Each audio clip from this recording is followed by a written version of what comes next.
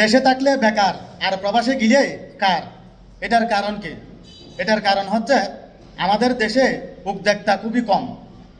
জনসংখ্যা হিসাবে পর্যাপ্ত পরিমাণ উদ্যোক্তা নাই বলে আজকে আমাদের দেশের যুবকরা বেকারত্ব জীবনযাপন করে। আমাদের দেশের একটা ছেলে 20 বছর 25 বছর লেখাপড়া শেষ করার পর চাকরি বাকরি তো পায় না, কারণ আমাদের দেশে চাকরি বাজার খুবই মন্দা। কোনো জায়গায় লোক নিবে হয়তো 300-200, ওখানে সিবি জমা পড়ে 3000-5000 প্লাস, তাই সবার চাকরি হয় না। তখন আমাদের দেশের যুবকরা ছেলেরা চিন্তা করে বিজনেস করবে।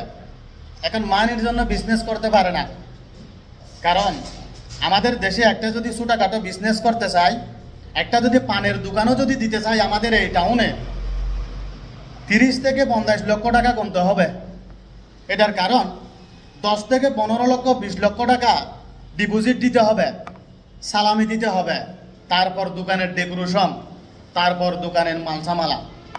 একটা যদি ছোটোখাটো যদি বিজনেস করতে চাই, ব্যবসা করতে চাই, কমপক্ষে 30 লক্ষ টাকা দরকার আমাদের এই মেন টাউনে। এক প্রকার আমাদের যুবকরা ডিপ্রেশনে পড়ে যায়। তখন তারা বাধ্য হয়ে প্রবাসে বাড়ি জমায়।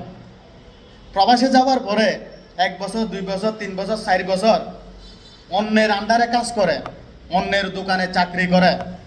তখন ওখান থেকে যারা ব্রেনি ব্রিলিয়েন্ট, যারা সব সময় মাইন্ডে একটা কথাই চিন্তা করে যে আমাকে উদ্যোক্তা হতে হবে, যে আমাকে কিছু একটা করতে হবে, ওই ছেলেগুলাই সাকসেস হয় প্রবাসে।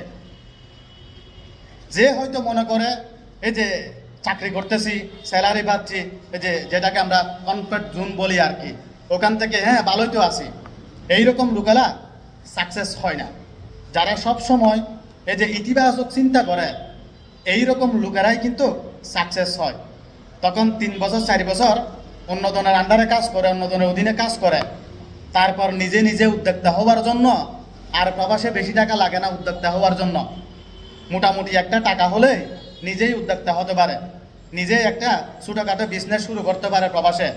বিকজ প্রবাসে সালামি নাই, ডিপোজিট নাই। এই জন্য প্রবাসে গিয়েই আমাদের দেশের যুবকরা অতি শীঘ্রই, অতি দ্রুত তারা নিজে নিজেই বিজনেস করতে পারে, যে নিজে একটা কিছু করতে পারে, 3-4টা মানুষের একটা কর্মসংস্থানের ব্যবস্থা করতে পারে আমাদের দেশের যুবকরা। আর আপনারা যারা চিন্তা করেন সব সময় যে চাকরি করতেছি ভালোই তো আছি, না, আজকে চাকরি করতেছেন, আজকে ভালো আছেন, আজ থেকে 5 বছর পরে হিসাব করেন, এখন আমাদের যে একটা খরচ লাগতেছে ওই খরচটা কিন্তু 4 গুণ হয়ে যাবে আগামী 5 বছর পরে।